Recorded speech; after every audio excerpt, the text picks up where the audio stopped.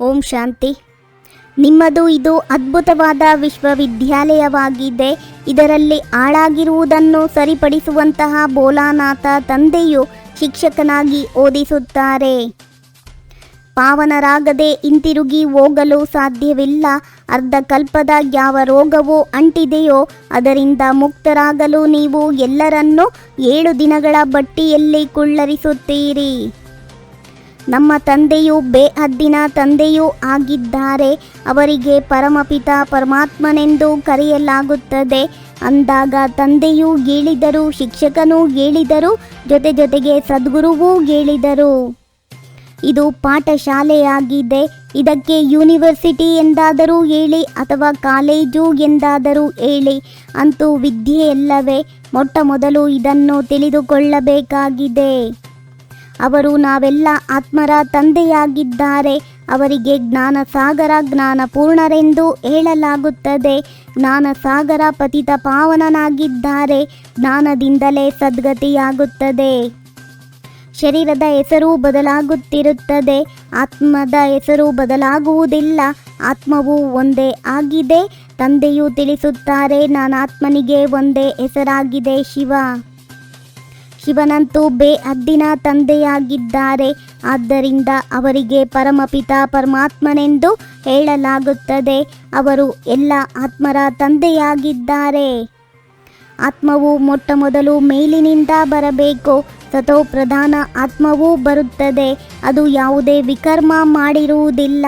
ಮೊದಲು ಸತೋ ಪ್ರಧಾನ, ನಂತರ ಸತೋ ರಜೋ ತಮೋದಲ್ಲಿ ಬರುತ್ತಾರೆ. ಮೊದಲು ಯಾವ ಆತ್ಮವು ಬರುವುದೋ ಆಗ ಸತೋ ಪ್ರಧಾನವಾಗಿರುವ ಕಾರಣ ಯಾವುದೇ ದುಃಖವನ್ನು ಅನುಭವಿಸುವುದಿಲ್ಲ. ಅರ್ಧ ಸಮಯವು ಕಳೆದ ನಂತರ ವಿಕರ್ಮ ಮಾಡಲು ತೊಡಗುತ್ತದೆ. ಹೊಸ ಮನೆಯು ತಯಾರಾದರೆ ಹಳೆಯ ಮನೆಯಿಂದ ಮನಸ್ಸು ದೂರವಾಗುತ್ತದೆ. ಹಾಗೆಯೇ ಇದು ಬೇಹದ್ದಿನ ಮಾತಾಗಿದೆ. ಸರ್ವರ ಸದ್ಗತಿಯಾಗುತ್ತದೆ. ಅರ್ಥಾತ್ ರಾವಣ ರಾಜ್ಯದಿಂದ ಎಲ್ಲರಿಗೆ ಬಿಡುಗಡೆ ಸಿಗುತ್ತದೆ. ವಿಕಾರದಲ್ಲಿ ಹೋಗುವುದು ಮೊದಲ ಭ್ರಷ್ಟಾಚಾರವಾಗಿದೆ. ಶರೀರವು ವಿಕಾರದಿಂದಲೇ ಜನ್ಮ ಪಡೆಯುತ್ತದೆ. ಅದಕ್ಕಾಗಿ ಇದನ್ನು ವಿಕಾರಿ ಪ್ರಪಂಚವೆಂದು ಹೇಳಲಾಗುತ್ತದೆ. ಸತ್ಯಯುಗದಲ್ಲಿ ವಿಕಾರವಿರುವುದಿಲ್ಲ. ಅದಕ್ಕೆ ಈಶ್ವರಿಯ ರಾಜ್ಯವೆಂದು ಹೇಳಲಾಗುತ್ತದೆ. ಅದು ಈಶ್ವರನಿಂದ ಸ್ಥಾಪಿಸಲ್ಪಟ್ಟಿರುವುದಾಗಿದೆ. ಈಗಂತೂ ರಾವಣ ರಾಜ್ಯವಾಗಿದೆ. ಇದು ತಮೋ ಪ್ರಧಾನ ಆಸುರಿ ಪ್ರಪಂಚವಾಗಿದೆ. ಅದು ಈಶ್ವರಿಯ ಪ್ರಪಂಚವಾಗಿದೆ. ಅದಕ್ಕೆ ಸ್ವರ್ಗ ದೈವಿ ಪಾವನ ಪ್ರಪಂಚವೆಂದು ಹೇಳಲಾಗುತ್ತದೆ. ಇದು ನರಕ ಪತಿತ ಪ್ರಪಂಚವಾಗಿದೆ. ಈ ಸಮಯದಲ್ಲಂತೂ ಮನುಷ್ಯರು ಸಂಪೂರ್ಣ ಪತಿತ ಭ್ರಷ್ಟಾಚಾರಿಗಳಾಗಿದ್ದಾರೆ. ಶರೀರವು ವಿಕಾರದಿಂದಲೇ ಜನ್ಮ ಪಡೆಯುತ್ತದೆ. ಆದ್ದರಿಂದ ಭ್ರಷ್ಟಾಚಾರಿಗಳೆಂದು ಹೇಳಲಾಗುತ್ತದೆ. ಹಳೆಯ ಅಪವಿತ್ರ ಶರೀರಗಳೆಲ್ಲವೂ ವಿನಾಶವಾಗಲಿದೆ. ಎಲ್ಲರೂ ಹಿಂತಿರುಗಿ ಹೋಗಬೇಕಾಗಿದೆ. ಇದು ಅಂತಿಮ ಸಮಯವಾಗಿದೆ. ಎಲ್ಲರೂ ಪವಿತ್ರರಾಗಿ ಹಿಂತಿರುಗಿ ಹೋಗಬೇಕಾಗಿದೆ. ನೀವೀಗ ಸ್ವರ್ಗದಲ್ಲಿ ಹೋಗುತ್ತೀರಿ. ಆದ್ದರಿಂದ ನಿಮ್ಮ ಮುಖವು ಸ್ವರ್ಗದ ಕಡೆ ಇದೆ, ಕಾಲು ದುಃಖಧಾಮದ ಕಡೆ ಇದೆ. ಅದಂತೂ ಶವದ ಮಾತಾಗಿದೆ. ಇಲ್ಲಿ ನೀವು ಪುರುಷಾರ್ಥ ಮಾಡಬೇಕಾಗಿದೆ. ನಿಮ್ಮ ಕರ್ತವ್ಯವಾಗಿದೆ ತಂದೆಯನ್ನು ನೆನಪು ಮಾಡುವುದು. ವ್ಯರ್ಥ ಮಾತುಗಳಲ್ಲಿ ಬುದ್ಧಿಯು ಹೋಗಬಾರದು. ತಂದೆಯೊಂದಿಗೆ ಬುದ್ಧಿಯೋಗವನ್ನು ಇಡಬೇಕು. ಚಕ್ರವನ್ನು ಅರಿತುಕೊಳ್ಳಬೇಕಾಗಿದೆ.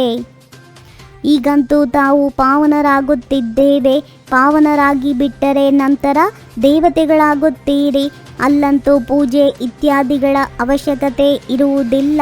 ಸರ್ವರ ಸದ್ಗತಿ ದಾತನು ಒಬ್ಬ ತಂದೆಯಾಗಿದ್ದಾರೆ. ಯಾವುದೇ ಮಾತಿನ ವಾದ ವಿವಾದದಲ್ಲಿ ತಮ್ಮ ಸಮಯವನ್ನು ವ್ಯರ್ಥ ಮಾಡಬಾರದು. ಎಷ್ಟು ಸಾಧ್ಯವೋ ನೆನಪಿನ ಯಾತ್ರೆಯಿಂದ ವಿಕರ್ಮವನ್ನು ವಿನಾಶ ಮಾಡಿಕೊಳ್ಳಬೇಕಾಗಿದೆ.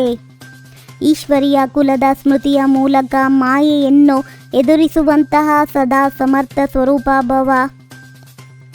ಯಾವುದೇ ಕಾರ್ಯದಲ್ಲಿ ಸಫಲತೆಯನ್ನು ಪ್ರಾಪ್ತಿ ಮಾಡಿಕೊಳ್ಳಬೇಕೆಂದರೆ ಮೊದಲು ಸ್ಮೃತಿಯ ಮೂಲಕ ಸಮರ್ಥ ಸ್ವರೂಪರಾಗಿರಿ.